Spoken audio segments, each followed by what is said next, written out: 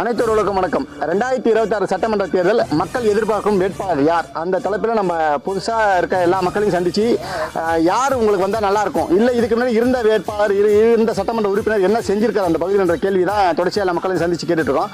அப்படி பார்த்தீங்கன்னா இன்றைக்கி நம்ம சந்திக்கக்கூடிய இடம் என்னென்னா, குறிஞ்சிப்பாடி சட்டமன்றத்துக்கு உட்பட்ட ஒரு கிராமம், குண்டியமல்லூர் கிராமத்தில் நம்ம வந்து இங்கே அண்ணன் ஒருத்தர் சந்திச்சிட்டோம். அண்ணா, உங்கள் பேர் என்ன? செந்தூர் பாண்டியன். நீங்கள் எந்த சட்டமன்ற உறுப்பினர்னா, எந்த சட்டமன்ற தொகுதி வருது? குறிஞ்சிப்பாடி தொகுதி, குண்டியமல்லூர் கிராமத்தில் இருக்கு. இதுக்கு முன்னாடி இந்த இங்கே எம்எல்ஏ யாருன்னா இருக்காங்க இப்போ சிட்டிங்க? திமுக சேர்ந்த எம்ஆர்கே பன்னீர்செல்வம் தொடர்ச்சியாக வந்து இருக்காரு. ஆனால் இந்த முறை வந்து மக்கள் யாரை எதிர்பார்க்குறாங்கண்ணா? இந்த முறை வந்து கண்டிப்பாக திராவிட கட்சி எதிர்பார்க்க மாட்டோம். இந்த ரெண்டு கட்சிக்கும் மாற்றி மாற்றி ஓட்டு போட்டு மனம் எடுத்தது தான் மிச்சம். இந்த முறை எங்கள் ஊரில் ஏரி வெட்டினாங்க.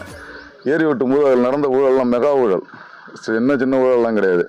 ஏன்னா அந்த மண்ணெல்லாம் வெட்டி விற்றுட்டாங்க. அது பல மாவட்டங்களுக்கு ஏற்றி விட்டாச்சு, ரோடு போகிறதுக்கு வெளில போயிடுச்சு. அந்த சூழலில் எங்களால் இனிமேல் திராவிட கட்சிக்கு ஓட்டு போட முடியாதுன்னு எங்கள் ஊர் மக்கள் நாங்கள் உறுதியாக முடிவு எடுத்திருக்கோம். இந்த முறை கண்டிப்பாக புது வேட்பாளர் தான், அது கண்ணன். இந்த கண்ணன்றவர் வந்து தமிழக வாழ்வுரிமை கட்சியின் சார்பாக வேட்பாளராக நிற்கிறாரு.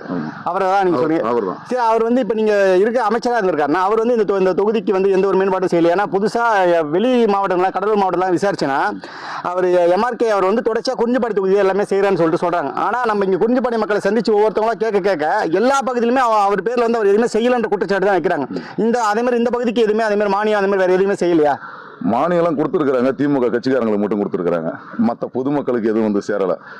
இப்போ எங்கள் ஊரில் மட்டும் வரைக்கும் ஒரு 10 டிராக்டர் கொடுத்துருப்பாங்க, 5 கைவண்டி, ஒரு 5 பேர் கவர்மெண்ட் வேலை கொடுத்துருக்குறாங்க. அது எல்லாம் திமுக சேர்ந்தவங்களுக்கு.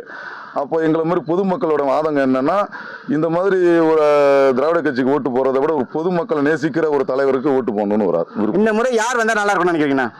நமது கண்ணன். ஓகேண்ணா. அதாவது அவர் வந்தால் சிறப்பாக நீங்கள் நினைக்கிறீங்க? கண்டிப்பாக சிறப்பு. உங்களோட குற்றச்சாட்டு, உங்களோட குறைகள் வந்து ஒரு தீர்ப்பாக நினைக்கிறீங்களா சட்டமன்றத்தில்? கண்டிப்பாக நிறைவேறும். ஏன்னா அவங்க அண்ணன் நாங்கள் பார்த்துருக்குறோம். அவர் பண்ருட்டி தொகுதியில் என்ன பண்ணியிருக்காருன்னு எங்கள் எல்லாருக்கும் தெரியும்.